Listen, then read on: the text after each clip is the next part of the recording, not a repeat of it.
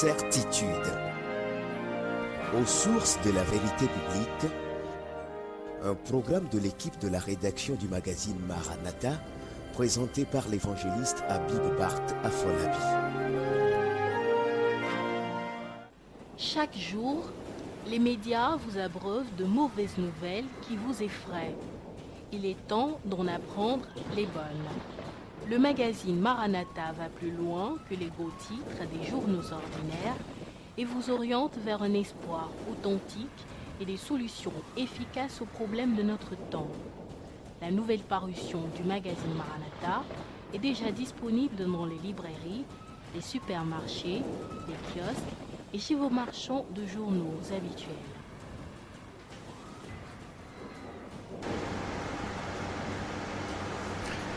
Amis téléspectateurs, téléspectatrices, nous vous saluons dans le merveilleux nom de notre Seigneur Jésus-Christ. Nous sommes là encore devant vous, porteurs d'un message de Dieu. Nous vous prions donc de nous accorder quelques minutes de votre précieux temps. Et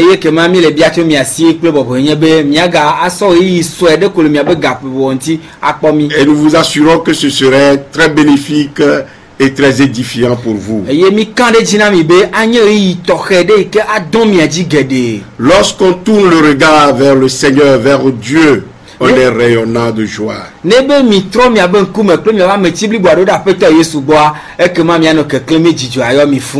joie de l'Éternel est notre force.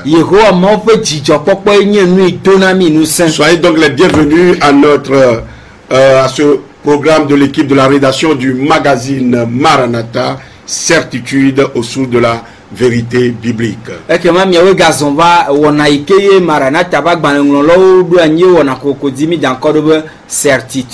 Le magazine Maranatha, c'est le buisson ardent à travers lequel Dieu vous parle encore aujourd'hui.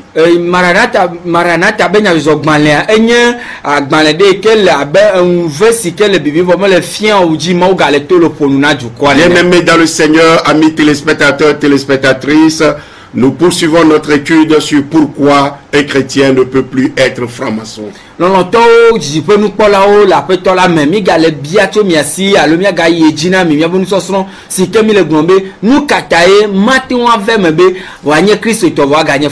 Et nous sommes à la 6e partie.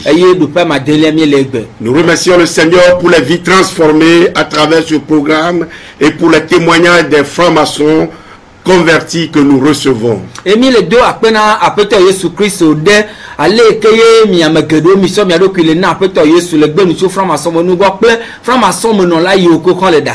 Le Seigneur est fidèle. Que l'Esprit de Dieu vous éclaire. Et que sa grâce et sa bénédiction vous soient profitable. Amis téléspectateurs, téléspectatrices, nous avons déjà vu que chez les francs-maçons, il existe une confusion entre le bien et le mal.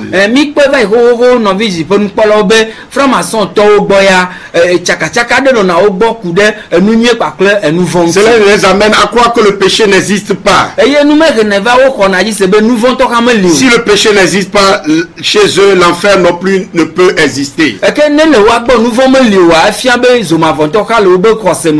Donc il n'y a plus de diable. Nous voici donc devant l'insinuation du serpent, vous ne mourrez pas.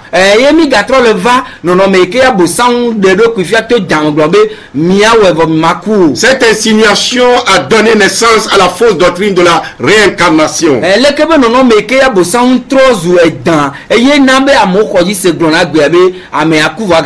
Ils soutiennent cette doctrine par une fausse interprétation de Galates 6 verset 7 qui déclare que ce qu'un homme aura semé, il le moissonnera.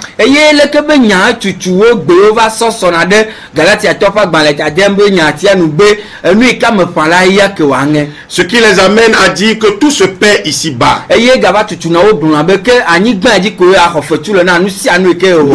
Nous voyons donc que cela est en contradiction flagrante avec ce que avec la vérité biblique contenue dans Hébreux 9 verset 18, verset 22 à 28.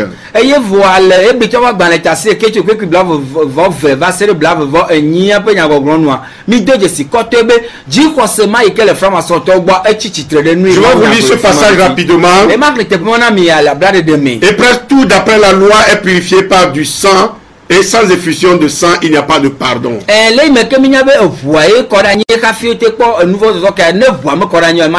donc nécessaire, puisque les images des choses qui sont dans les cieux devraient être purifiées de cette manière, que les choses célestes elles-mêmes le soient, pas des sacrifices plus excellentes que cela. Car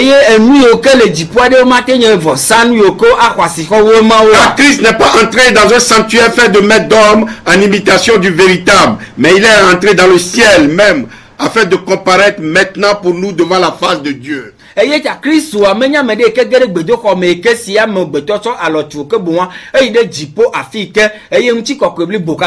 ce n'est pas pour s'offrir lui-même plusieurs fois qu'il y est entré comme le souverain sacrificateur entre chaque année dans le sanctuaire, mais pour offrir un autre sang que le sien. Et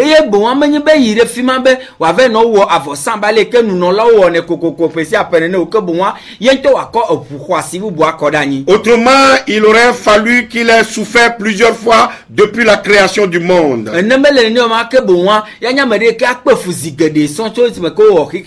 maintenant, à la fin des siècles, il a paru une fois pour effacer le péché par son sacrifice. Et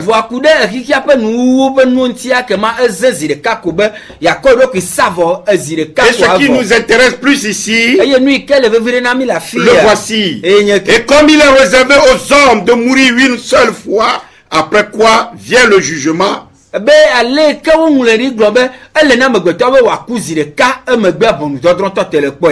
de même, Christ qui s'est offert une seule fois pour porter les péchés de beaucoup d'hommes apparaîtra sans péché une seconde fois à ceux qui l'attendent pour le salut. C'est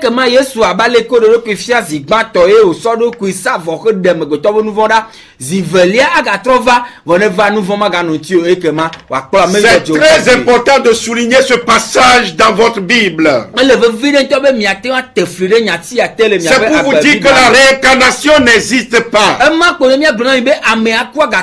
C'est une invention concoctée dans les abîmes infernaux des ténèbres.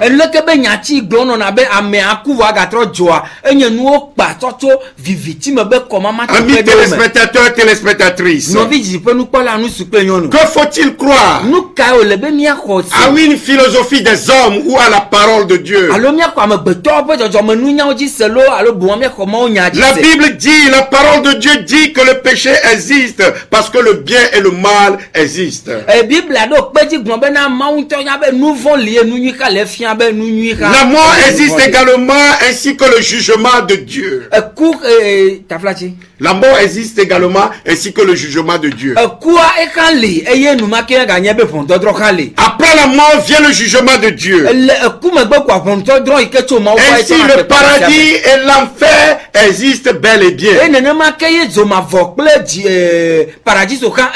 Ceux qui ont reconnu le Seigneur Jésus-Christ comme le Seigneur et le Sauveur personnel, et ceci par la foi, et qui sont en Christ aujourd'hui, et qui marchent selon l'esprit et non selon la chair, ne sont plus sous aucune condamnation. Jésus-Christ a vaincu la mort pour eux. Alléluia. La mort a été engloutie dans la victoire de Jésus sur la croix. Mort, où est ta victoire? Oh, mort, où est ton aiguillon? L'aiguillon de la mort, c'est le péché. Et la puissance du péché, c'est la loi. Mais grâce soit rendue à Dieu qui nous donne la victoire par notre Seigneur Jésus-Christ. C'est ce que nous lisons dans 1 Corinthiens 15, versets 54 à 57.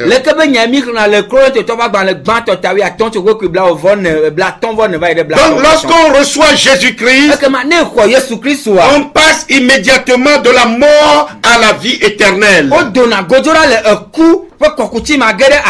Car nous lisons dans Jean 3, verset 16. Que Dieu a tant aimé le monde qu'il a donné son Fils unique afin que quiconque croit en lui ne périsse point, mais qu'il ait la vie éternelle. Amis téléspectateurs, amis téléspectatrices, seuls ceux qui ont reçu Jésus-Christ comme leur Seigneur et leur Sauveur personnel, qui croient en lui et ont marché avec lui par la foi, héritent le royaume de Dieu et toutes les bénédictions qui en découlent.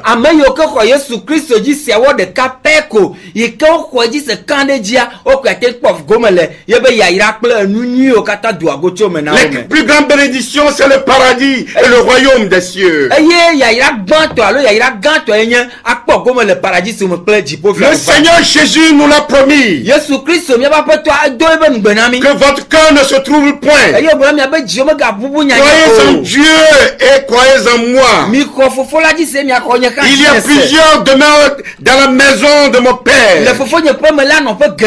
Si ce n'était pas vrai, je vous l'aurais dit. Je vais vous préparer une place. Et lorsque je m'en serai allé et que je vous aurai préparé une place, je reviendrai et je vous prendrai avec moi. Afin que là où je suis, vous y soyez aussi. Vous savez où je vais et vous en savez le chemin. A-t-il dit dans Jean 14, verset 1 à 4. Et Jésus revient bientôt pour accomplir cette promesse. Alors, comment celui qui a rejeté Dieu dans son existence ici-bas, espère-t-il être avec Dieu après sa mort?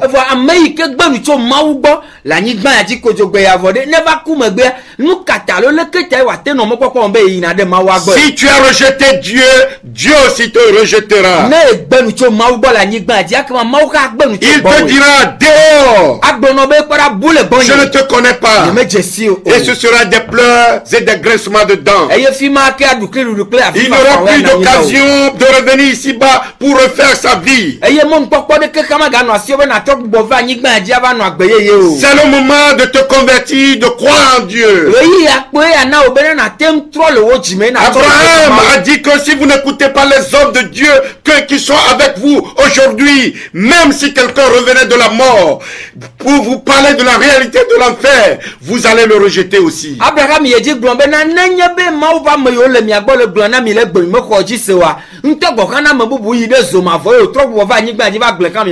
Écoutez-moi bien.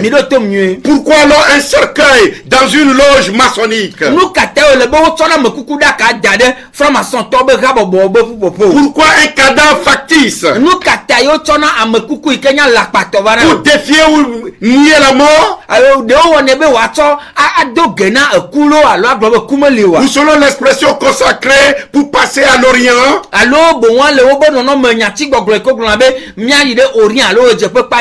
Selon monsieur Nadim Khalif, le crâne humain qui se trouve dans la loge maçonnique est en plastique.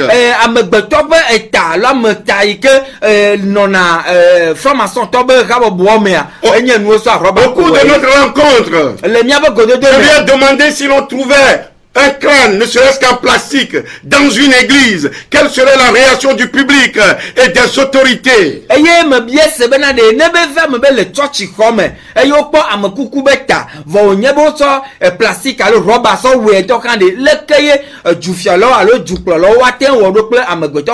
Il n'a pas pu me répondre.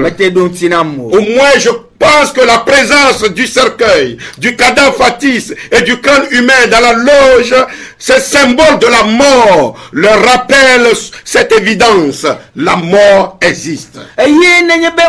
Le franc-maçon be rapopo me otona me kukuda kadanade otona ametakoli vo oto roba we ko dadia efia be wonto koji sebe ekuli. La mort est inévitable.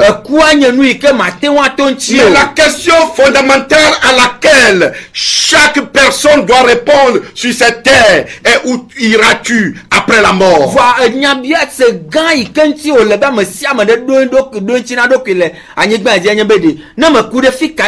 En d'autres termes, où passeras-tu l'éternité?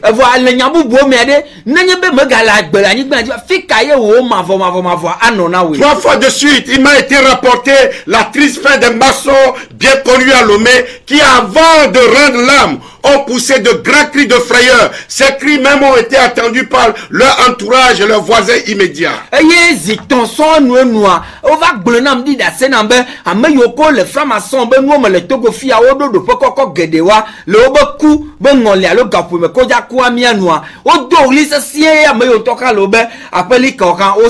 J'ai demandé à un maçon pourquoi. Il n'a pas pu me donner d'explication. Alors je lui ai dit que ces gens étaient devant les portes de l'enfer qui s'ouvraient pour les engloutir. C'est pourquoi ça les a amenés à pousser de tels cris de frayeur.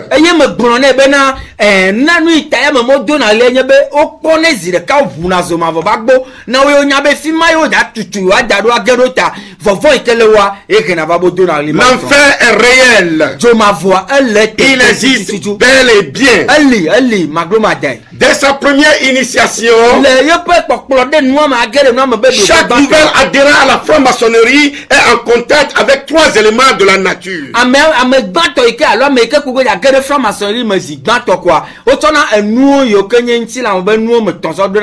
Il y a là l'air, les puissances de l'air. Il est en contact direct avec les puissances de l'air. La Bible en a parlé.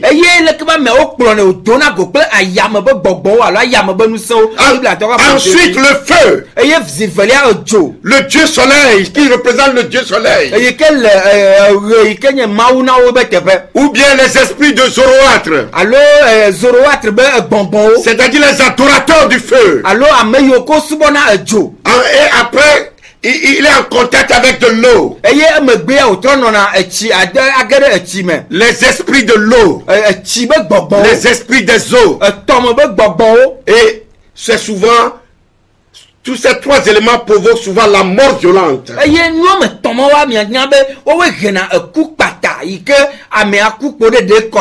Immolation par le feu. Accident. Noyade. Crise cardiaque ou infarctus. Suffocation. Longue maladie avant de rendre l'âme. Amis téléspectateurs, téléspectatrices, de tout ce qui précède, vous êtes d'avis avec moi que dès sa première initiation, l'apprenti maçon est en réalité invité à prêter serment à Satan. Dès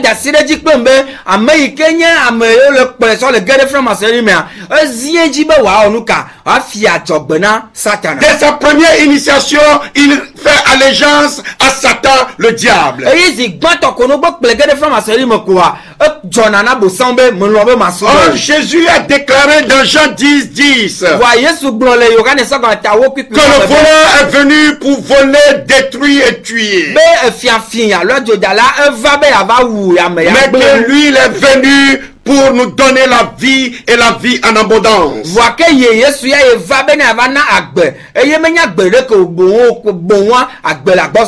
Non, il est évident qu'on ne peut en aucun cas être chrétien et faire sans faire naufrage à la foi chrétienne. Dans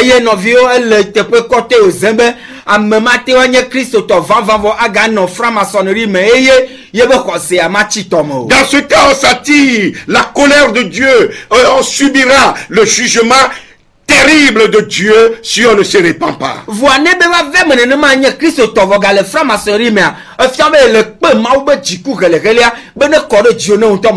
C'est pourquoi, selon ce que dit le Saint-Esprit, aujourd'hui, si vous entendez sa voix, n'endurcissez pas vos cœurs. C'est dans Hébreux 3, versets 7 à 8. Et comme Paul le dit, dans 2 Corinthiens 5, verset 20,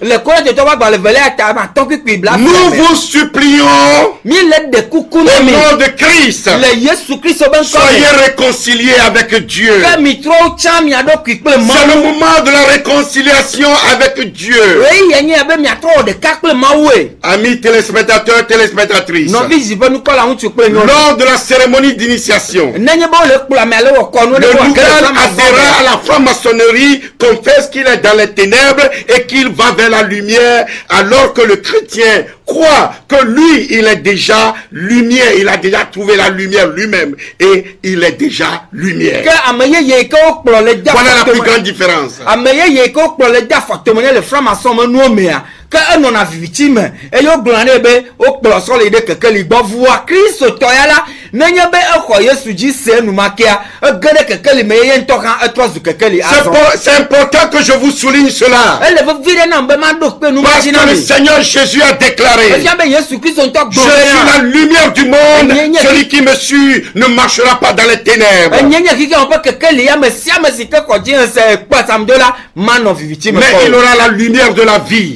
Jean 8, verset 12. Et dans Matthieu 5, verset 14 à 16, Jésus dit à tous ceux qui croient en lui: vous êtes la lumière du monde.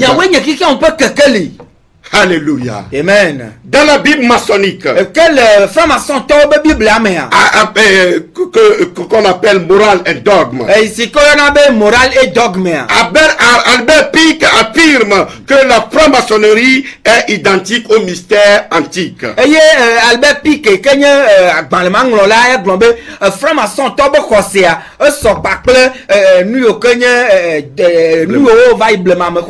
cela suggère donc que les enseignements, tous les enseignements maçonniques contenus dans le livre, même si des passages sont habilement extraits des textes bibliques pour les appuyer, sont les mêmes que ceux des mystères antiques, païens et sataniques.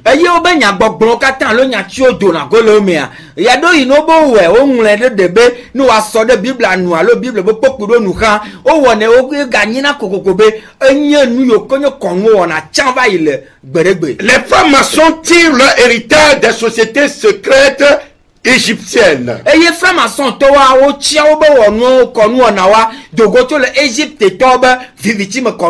Ceux d'entre eux qui visitent les tombeaux de l'Égypte ancienne sont souvent étonnés que des symboles religieux qui se trouvaient sur les murs sont les mêmes signes et les mêmes postures qu'ils adoptent.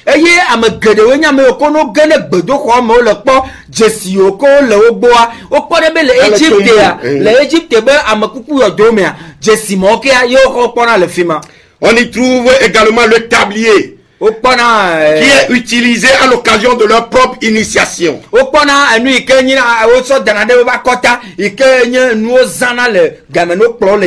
comme je l'ai déjà souligné, on peut également faire remonter l'origine à l'époque babylonienne ou plus précisément depuis la chute dans le jardin d'Éden.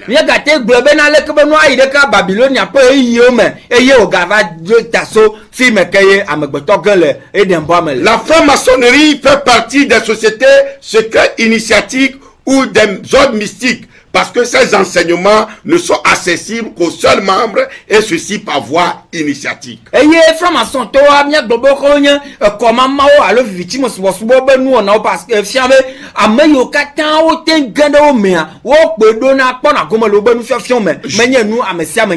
le répète, le premier degré ne sait pas ce que reçoit le second degré, ainsi de suite.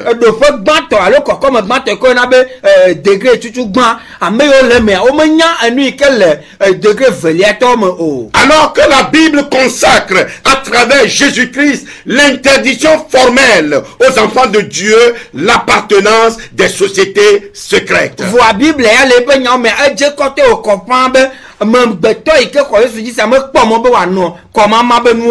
Face au souverain sacrificateur qui lui demandait des explications sur ses disciples et sur sa doctrine, le Seigneur Jésus a déclaré: j'ai parlé ouvertement au monde, j'ai toujours enseigné dans les synagogues et dans les temples où tous les juifs s'assemblent, et je n'ai rien dit en secret.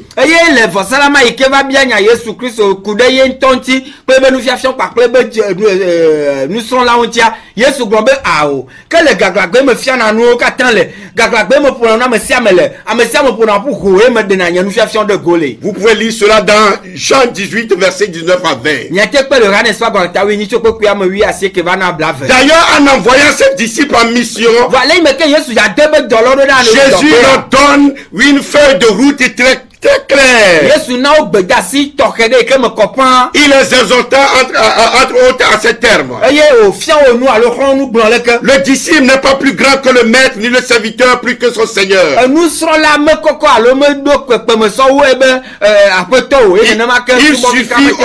suffit au disciple d'être traité comme son maître, au serviteur comme son Seigneur. Car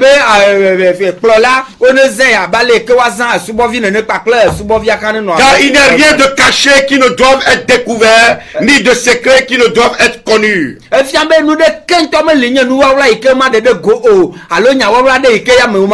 que je vous dis dans les ténèbres, dites-le en plein jour. Ce que je vous dis à l'oreille, prêchez-le sur tous les toits.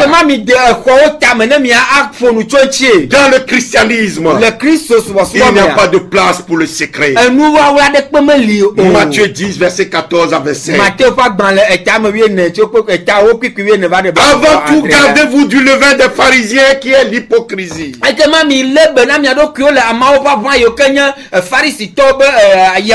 n'y a rien de caché qui ne doit être découvert, ni de secret qui ne doivent être connus. C'est pourquoi tout ce que je vous aurais dit dans les ténèbres sera entendu dans la lumière, et ce que je vous aurais dit à l'oreille dans les chambres sera proclamé sur tous les toits. Alléluia. Amen.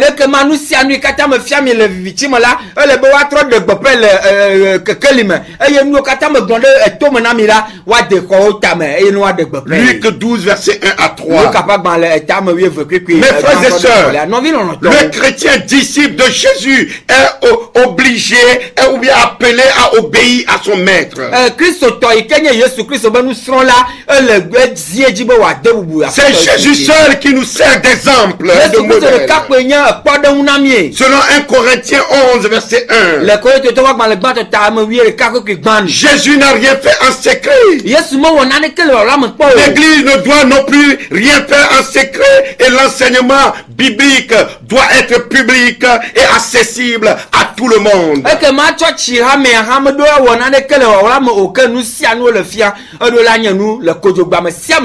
Ainsi, le chrétien doit alors éviter de donner foi à tout ce qui se fait en secret, car tout ce qui se fait en secret ou est entouré de secrets est douteux.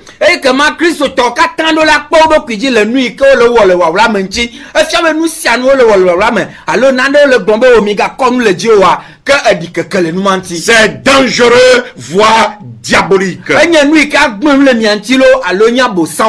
marche chrétienne est totalement transparente.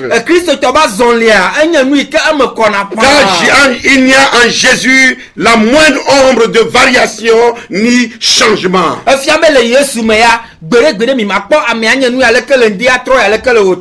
La Bible dit dans Jacques 1, verset 16 à 17 que toute grâce excellente et et tout don parfait descende de lui. Que le Yohanes soit dans le tablatier Jacob pas dans le tagban pipi amawi ni va de blava noa. Maunya do pedi be amenu ve ple nu na nyi tokata tuna pe. Jésus est tout pour les chrétiens. Jésus Christ Seigneur nous sianuna il est donc suffisant pour les chrétiens. Enya ameke le do kisi o deblibo na Christ to. Dans la franc-maçonnerie, Que le franc-maçon to. il est question de parvenir graduellement à la connaissance alors que le christianisme est une révélation de Dieu. Que le franc-maçon to boa nyanu be to degré me rafie abe ava gede nu nya me vole Christ to boa nous sianu kata me comprendre. Son enseignement est contenu dans la Bible et non dans un livre secret et ténébreux de la terre. Enya de fiambe nuo ye kema Yesu be nu fiafian wa onye nu o ke ko ye menya viviti me na ne ke na nyigbaji. Mes frères et sœurs, dans la franc-maçonnerie, les initiés sont tenus de prêter le secret, le serment d'Omerta et d'autres serments au fur et à mesure qu'ils gravissent les échelons. Que ameyoko le dia fortement le français no me o ranu ko na be secret d'Omerta o do ale bene ale fono nti pe bubu o ka na le me que la Bible défend formellement. Vous avez appris qu'il a été dit aux anciens, tu ne parjureras point, mais tu t'acquitteras envers le Seigneur de ce que tu as déclaré par serment. Mais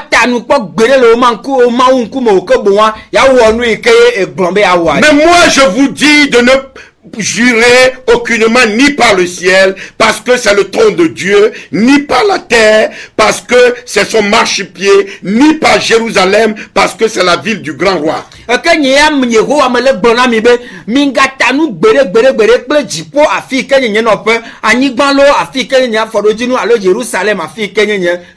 juge pas non plus par ta tête, car tu ne peux rendre noir ou blanc un seul cheveu. Que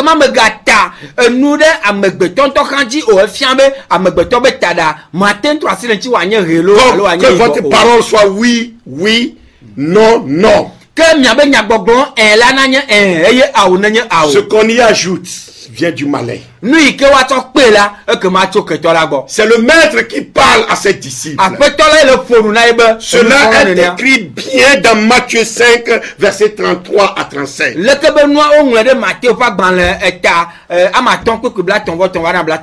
est clair que Jésus a interdit à ses disciples de jurer. Soit par les choses qui existent sur cette terre, soit par les choses qui existent dans les cieux. Alors, si le chrétien veut obéir à Jésus-Christ, il ne pourra jamais rentrer dans la franc-maçonnerie. Je parle aux chrétiens, à ceux qui se disent chrétiens, qui fréquentent l'église et qui fréquente encore les loges. Il n'est pas encore tard de faire marche arrière, de revenir à Jésus-Christ. Il t'attend.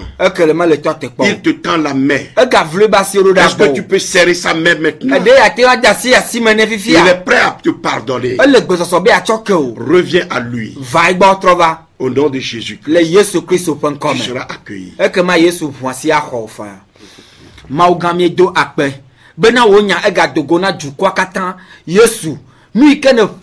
eye wo ntɔ ne kpe gbɔ be awu tsi wa mie la ne mie eye kema ame ɖe be luʋɔ na trɔ vɛ na wo ame ɖe be dzi ne trɔ gbɔ va gbɔ woe eye wo gbɔgbɔ kɔkɔe ƒe ŋusẽtɔ ne ƒui ɖe dziwo ko le kedia nu ale be vɔvɔ kple tɔwo katã la wo ʋua ne tutui ɖa eye wo be dzi na wo nyametsotso eye woatia wo ɖeka tso mavɔ yi ɖe mavɔ xena gbe mavɔ kpɔkpɔ akpena wo la be ne wɔe eʋua ne tɔ kpɔ xlã do wo nyagblɔlɔ katã eye wo asi kple wo dzo bibi ne si ɖewo katã dzi kple ame yiwo katã wo tiatia ɖe le afi sia afi le tɔ la kple vi la kple gbɔgbɔ kɔe ƒe ŋkɔme amen. Au nom de Jésus, nous allons encore vous attendre le samedi prochain. Que l'appetɔ Yesu Kristo ƒe emɔɖeɖe mea miagado go kple mi sɔ mele ɖa Que le Seigneur vous bénisse. Aƒetɔ ne yra mi ɖa amen.